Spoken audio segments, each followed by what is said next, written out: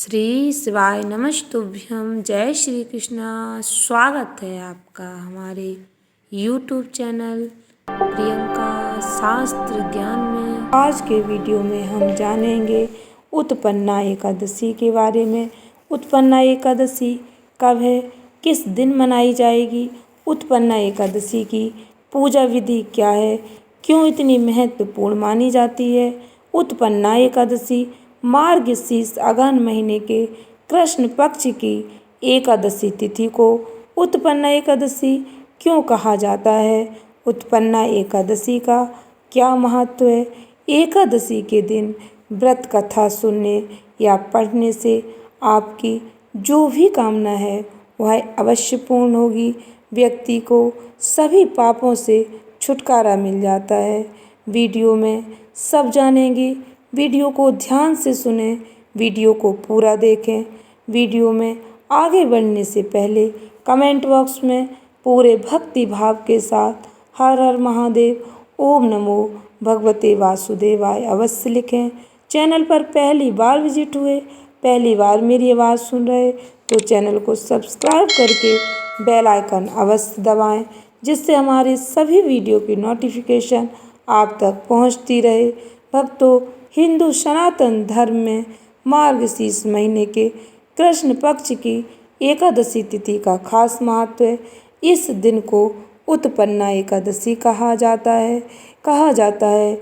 इसी दिन एकादशी माता का प्राकट्य हुआ था, इसीलिए इस तिथि को उत्पन्ना एकादशी के नाम से जाना जाता है। एकादशी के दिन विधि विधान से भगवान श्री हरि विष्णु जी की पूजा अर्चना करनी चाहिए। भगवान श्री हरि विष्णु के साथ माता लक्ष्मी जी की भी पूजा करनी चाहिए। इससे लक्ष्मी नारायण भगवान का आशीर्वाद प्राप्त होता है। एकादशी तिथि विशेष रूप से भगवान श्री हरि विष्णु जी को समर्पित होती है। हिंदू पंचांग के अनुसार प्रत्येक माह में 2 बार एकादशी तिथि पड़ती है, कृष्ण पक्ष और शुक्ल पक्ष की एकादशी तिथि। इस बार उत्पन्ना एकादशी का व्रत 8 दिसंबर 2023 दिन शुक्रवार को रखा जाएगा। उत्पन्ना एकादशी तिथि 8 दिसंबर को सुबह 5:06 से प्रारंभ होगी और 9 दिसंबर 2023 को सुबह 6:31 यानी 31 मिनट पर समाप्त होगी।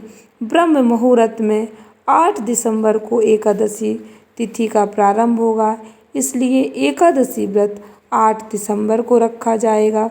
एकादशी व्रत की पूजा के लिए शुभ मुहूर्त 8 दिसंबर को सुबह 8:19 से लेकर 9:37 तक। इसके बाद अमृतकाल सुबह 9:37 से 10:55 तक रहेगा। उत्पन्ना एकादशी व्रत का पारण 9 दिसंबर को किया जाएगा। व्रत पारण का समय दोपहर 1:15 से दोपहर 3:19 तक रहेगा। पारण तिथि के दिन हरिवासर समाप्त होने का समय दोपहर 12:14 तक रहेगा। उत्पन्ना एकादशी के दिन कौन सी व्रत कथा सुननी चाहिए।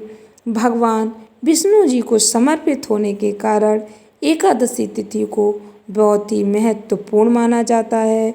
मार्गशीर्ष मास के कृष्ण पक्ष की एकादशी को ही उत्पन्ना एकादशी कहा जाता है। इस दिन साधक भगवान विष्णु जी की कृपा के लिए पूजा अर्चना और व्रत करते हैं। एकादशी का व्रत भक्तों बिना कथा के अधूरा माना जाता है, इसलिए एकादशी व्रत के दिन व्रत कथा अवश्य सुननी और पढ़नी चाहिए। हिंदू धर्म में उत्पन्ना एकादशी का विशेष महत्व है। उत्पन्ना एकादशी के दिन यह व्रत कथा अवश्य सुननी चाहिए। कथा के अनुसार सतयुग में एक राक्षस था जिसका नाम नाड़ीजंग और उसके पुत्र का नाम मुर था। मुर एक बहुत ही शक्तिशाली दैत्य था जिसने अपने पराक्रम के बल पर इंद्र से लेकर यम और अन्य देवताओं के स्थान पर कब्जा कर लिया। ऐसे में सभी देवतागण अपनी परेशानी लेकर भगवान शिव जी की शरण में पहुँचे। उन्हें अपनी सारी कथा सुनाई। महादेव ने देवताओं की इस समस्या का हल ढूंढने के लिए प्रभु श्री हरि विष्णु जी के पास जाने के लिए कहा। इसके बाद सभी देवता अपनी व्यथा लेकर भगवान श्री हरि विष्णु जी की शरण में पहुँचे और उन्हें सारी बात बताई। देवताओं की समस्या का हल करने के लिए भगवान विष्णु जी मुर को पराजित करने के लिए रणभूमि में पहुंच गए, जहां मुर देवताओं से युद्ध कर रहा था। भगवान विष्णु जी को देखते ही मुर ने उन पर भी प्रहार किया। कहा जाता है कि मुर और भगवान विष्णु जी का युद्ध 10,000 वर्षों तक चला। विष्णु जी ने अनेकों प्रहार के बाद भी दैत्य मुर का वध नहीं कर पाया। युद्ध करते हुए जब श्रीहरि थक गए तो वह बद्रिकाश्रम गुफा में जाकर विश्राम करने लगे।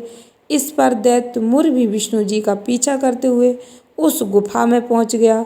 उस राक्षस ने भगवान पर वार करने के लिए हथियार उठाए ही थे कि तभी भगवान विष्णु जी के शरीर से एक कांतिमय रूप वाली देवी प्रकट हुई और उन्होंने मुर राक्षस का वध कर दिया। क्योंकि इस देवी का जन्म मार्गशीर्ष मास की कृष्ण पक्ष की एकादशी को हुआ था, इसीलिए उनका नाम एकादशी पड़ गया। साथ ही एकादशी के दिन उत्पन्न होने के कारण इन देवी माँ को उत्पन्ना एकादशी के नाम से भी जाना जाता है। भगवान श्री हरि विष्णु ने एकादशी माता को वरदान दिया, जो भक्त मेरे होंगे वही भक्त आपके भी होंगे। जो भक्त भक्ति भाव से आपकी पूजा आराधना करेंगे, एकादशी का व्रत करेंगे, उन्हें सभी पापों से मुक्ति मिलेगी और मोक्ष प्रदान होगा। आशा करती हूँ वीडियो अच्छी लगी हो, उपयोगी लगी होगी। उपयोगी लगी हो तो वीडियो को लाइक शेयर अवश्य करें।